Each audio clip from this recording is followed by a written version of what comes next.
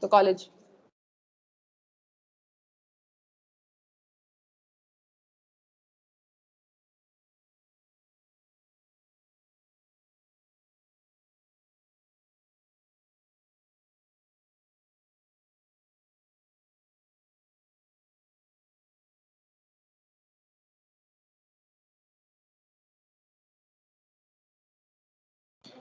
And once that is over, please send it to me and I will.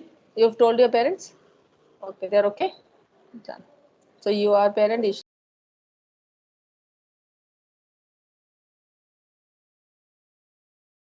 I don't know how many parents they will actually call. Also वो भी है. Chandana didn't speak. वो हो गया 5 is more than enough. ना अगर कुछ होता है तो then we'll call. Okay. Yeah. Students, so we are talking about the king demand curve under monopoly. So yesterday we have drawn this graph which states that the demand curve which is facing the oligopolist is not a straight line, but it has a kink at the prevailing price level. The prevailing price level was OP. So the curve, this is the curve, demand curve, which is above, which is the demand curve, which is above the prevailing price level is inelastic, is elastic, and the demand curve, which is below, the demand curve, which is below the prevailing price level is inelastic. This is mainly because of the two different types of reaction of the rivals or the competitors. So I told you yesterday, if the seller or if a firm is going to reduce the price, the reaction of the competitor is that all of them will reduce the price. Why all of them will reduce the price? Because everybody wants to retain their customers. So there will be increase in the demand, but increase in demand is going to be because now everyone has reduced the price. There will be new customers who will be now buying the product. So all the sellers will be able to retain the customers, and they will also get some new customers, because in general now there is reduction in the price of the industry as such. But on the other hand, if they are increasing the price, if one seller is increasing the price, none of the rivals or competitors are going to increase the price. Why? Because automatically, if the seller is increasing the price, he becomes costlier as compared to his competitors. So there will be some consumers who will be shifting from buying his product to his competitors. So why the competitors need to increase the price? So because at the same price they are getting more customers from others. So because of the two types of reaction, the demand curve above the prevailing price level is going to be elastic, and the demand curve below the prevailing price level. Prevailing price level means that is the price at that time, will be inelastic in nature. Will be inelastic. So the lower part is inelastic, students, the upper part is elastic. So that is what you need to remember. So this is all about when you talk about we talk about whatever I have explained. So that is what they do not want to increase the price, they do not want to decrease the price. So what happens is the price remains the same over a period of time, and this is what is called as the price rigidity. That is what is called as the price rigidity, which means that the price is going to remain the same over a period of time. So the seller doesn't want to increase the price, the seller doesn't want to decrease the price as well. The seller doesn't want to decrease the price, because if he's decreasing the price, he is not gaining much. If he's increasing the price, he's losing so much of customers. So he doesn't want to change the price will remain the same, and that is what is explained, what is called it as price rigidity under oligopoly market structure. Is it clear, student? This is what we have done it yesterday only.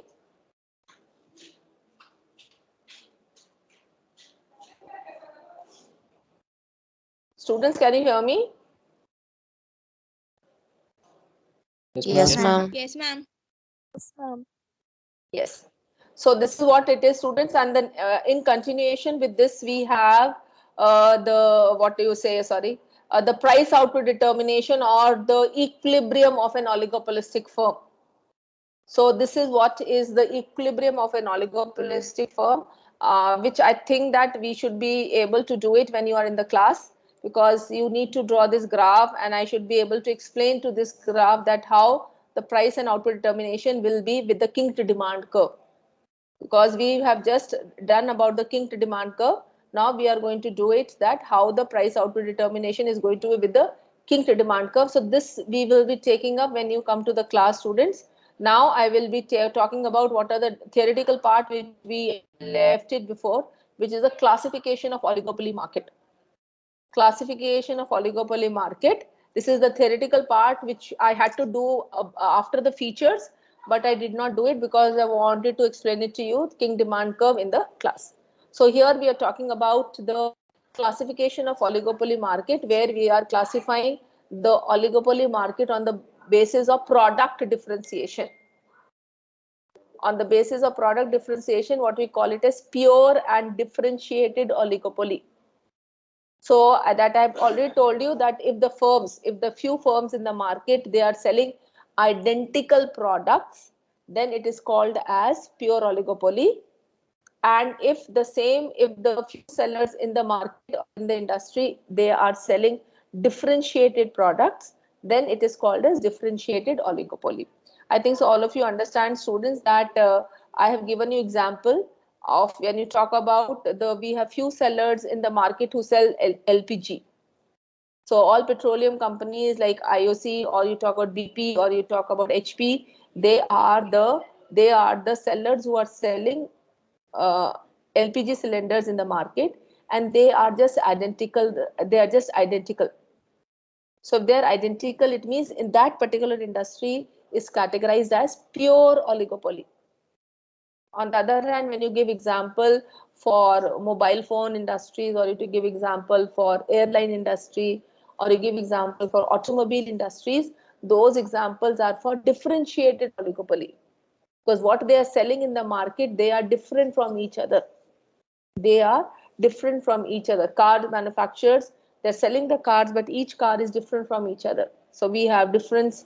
I think so all of you know that we have difference of cars between difference of cars which are being sold by Maruti, or difference of cars which is being sold by Honda.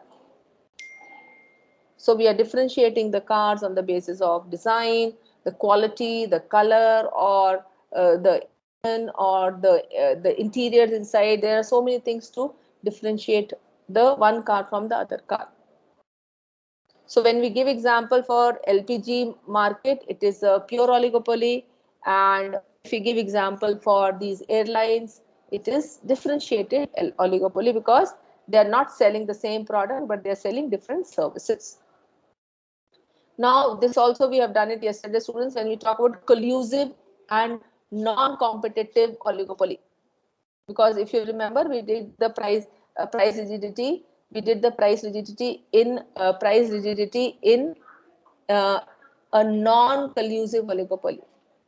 So I told you yesterday also that if these few sellers are entering into some formal agreement, if these few sellers are agreeing into a formal agreement and to form a collusion, then it is called as collusive oligopoly. It is called as collusive oligopoly. And if these few sellers, they do not form any type of agreement and they continue to compete with each other, it will be called as non-collusive oligopoly. So what I'm trying to tell you, students, yesterday also said, if these firms, they are entering into some type of agreement, then though there are few sellers in the market, but they will act as one. And if they act as one, we will make all this type of market structure as monopoly market structure. We may call it as monopoly market structure, because though they are few in number, but they have formed a collusion and with some agreement. So it is called as may be called as monopoly, but actually the market structure is oligopoly market structure. And when there is no collusion, they continue to be their rivals, they continue to be the competitors, then it is called as non-collusive oligopoly. Non-collusive oligopoly. Yes, all of you are able to understand, students?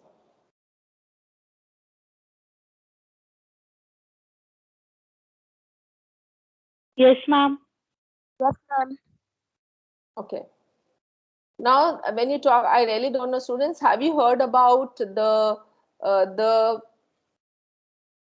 what do you say, the association which is called as oil producing exporting countries, OPEC, we say it, OPEC, Yes. OPEC. This is oil producing exporting countries.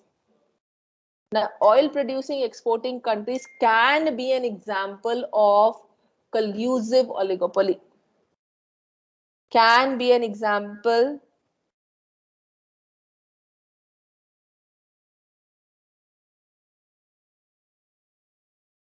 uh,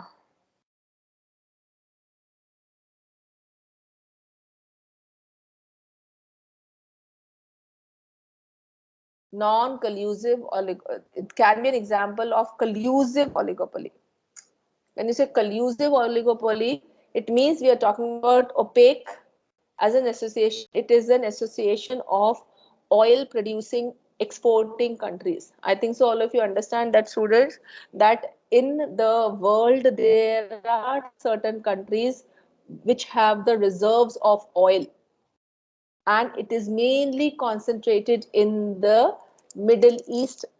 It is mainly concentrated in the Middle East countries.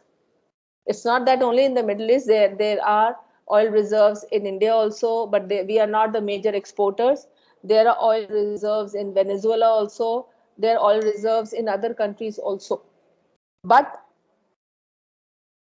what I say is that, but these oil reserves are there, but major concentration is in the Middle East countries. So what these Middle East countries have done, they have formed one association which we call it as OPEC, oil producing exporting countries. So when they form an association, they are acting it as together as one. They are deciding on the level of output which each country has to produce for exporting. Yes, so that is what we call it as an collusive oligopoly. So we have Saudi Arabia, we talk about UAE, I mean all the Middle East countries, they're all producing countries that produce oil and export. So they are deciding together that yes, Saudi Arabia has to produce this much and export. UAE, Oman, they are all going to produce this much and export. So when they are deciding like this, then they are colluding with each other and acting as one. So that is what can be the example of the collusive oligopoly, which is actually the OPEC countries. Again, I repeat, uh, oil producing exporting countries. Oil producing exporting countries. Yes. And then we talk about the third classification, which we call it as open and closed oligopoly. And this is on the basis of entry of firms. Open and closed oligopoly, which is on the basis of entry of firms. Which means that if the new firms are able to enter into the industry to produce the similar product, it is called as open oligopoly. But if there are certain restrictions for the firms to enter into the industry, it will be called as closed oligopoly. It will be called as closed oligopoly. So if there are no restrictions for the new firms to enter into the industry to produce the similar products that are being produced already, then it's an open. But if there are certain restrictions, it will be called as closed oligopoly. Now, the last classification, what we call it as partial or full oligopoly, which is on the basis of price leadership. Now, if there exists the price leadership in the oligopoly structure, then it will be called as partial oligopoly. But if there is no price leader in the oligopoly market structure or in the oligopoly industry, then it will be called as full oligopoly. Now, what does it mean, students? Price leadership is a concept. Now, students, what happens is that in an oligopoly market structure, as all of you have also, I have been telling you that there are only few sellers. Just take an example. Suppose there are 5 to 6 sellers only. Uh, so suppose there are only 5 to 6 sellers in the industry. Some of the seller is an, suppose it's just an example I'm giving you, student. One of the seller is the oldest, means that particular seller is the oldest firm in that particular industry. Now you take example for students, automobile industry, especially the car segment. Now in the automobile industry, if you talk about the car segment, among all the car manufacturers in India who are now manufacturing, if you take it, it is Maruti who is the oldest car manufacturer in the country. Before Maruti, we had Fiat. Before Maruti, we also had Ambassador.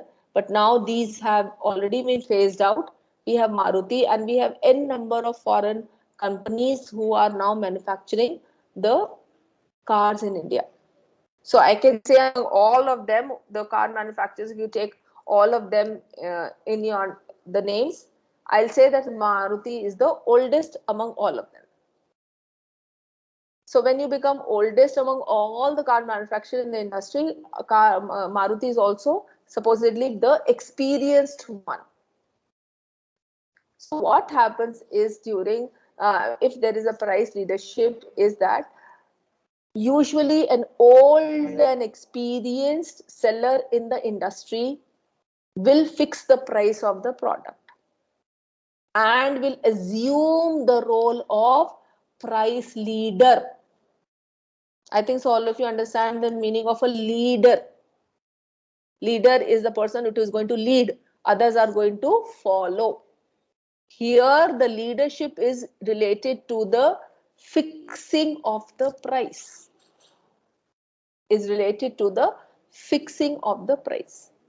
So here I am giving example where Maruti, being the oldest and the most experienced car manufacturer in the Indian industry, it assumes the role of a price leader, which means that it decides the price of the car in for not for him but for everyone.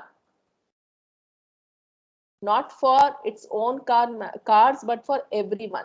It's just an assumption, students. What happens is they fix the price of the car. So if Maruti entry level car is sold at 3 lakhs, suppose just an example, I really don't know at what price that entry level car is being sold. Suppose they're selling at 3 lakhs. So automatically, students, if you look into, if you study the price of the entry level cars of different manufacturers like Honda or Hyundai or Volkswagen or whatever, so many other car manufacturers, you will see that they are very, very close to each other. Maruti might be the lowest, Maruti might be the highest, or whatever it may be. But the prices of these cars are very, very close to each other because they are entry level cars. So Maruti is assuming the price, the role of a price leader. It is fixing the price, and other car manufacturers, they are not actually determining the price. They are fixing it near the price which is fixed by Maruti. If Maruti is fixed at 3 lakhs, there is a possibility other car manufacturer might have price of his entry level car at 290, or it can be 35. So that is what we talk about, students. Partial oligopoly. Partial means that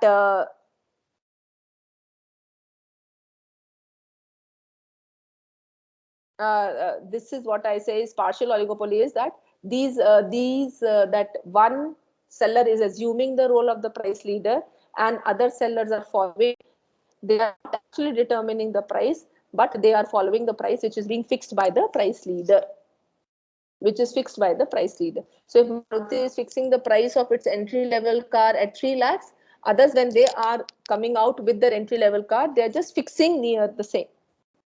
They are not actually determining the price, but they are just following the price of the leader and fixing the same. So if this type of practice is there in the oligopoly market structure, if this type of practice is available in the market structure, if it's available in the market structure, then it is called as partial oligopoly. But on the other hand, if each and every firm is deciding its own price, each and every firm is determining its own price, then it will be called as full oligopoly, because then there is no dependence, there is no dependence of one seller on the other for actually fixing the price, because everybody is fixing its own price. Are you able to understand, students, the concept of price leadership?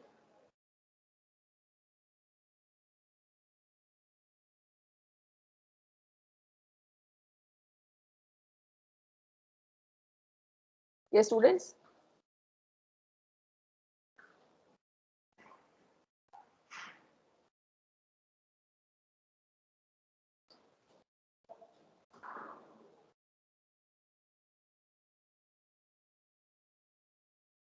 Hello, students, are you able to hear me? Yes, ma'am. Yes, ma'am. Okay. So this is all about, students, related to your oligopoly classification. So what is left is only this graph, which we will be taking it when you come to the college. It can be tomorrow or it may not be tomorrow. If tomorrow you are required to come, I will put a message. If I don't put a message, you will go continue to be online. Yes, if I don't put a message, but Friday, you are coming to the college. So that is for sure. But tomorrow I will let you know, because tomorrow we have some presentation coming up. So if depending upon that, I will let you know by the evening or night that you are all coming to the college or not. Friday and Saturday it's fine. For tomorrow, confirmation will come in the night only, students, because I really don't know about the timing of a presentation. So once the timing is all known to me, then only I will take a call. Is it okay, students? Yes, ma'am. Yes, ma'am. Yes. So look into the messages and then decide and all. Students, last what we have is the concept of duopoly. Now, duopoly, I'm just just touching this particular topic. Uh, duopoly is nothing but we are talking about, as the name suggests, duo. We're talking about a market structure where there are only two sellers in the industry. And when there are two sellers in the industry, the mutual interdependence on each other for the determination of price and output will be very, very high. Because one will take a decision, other will follow. Somebody else, the other will take a decision, the other will follow. So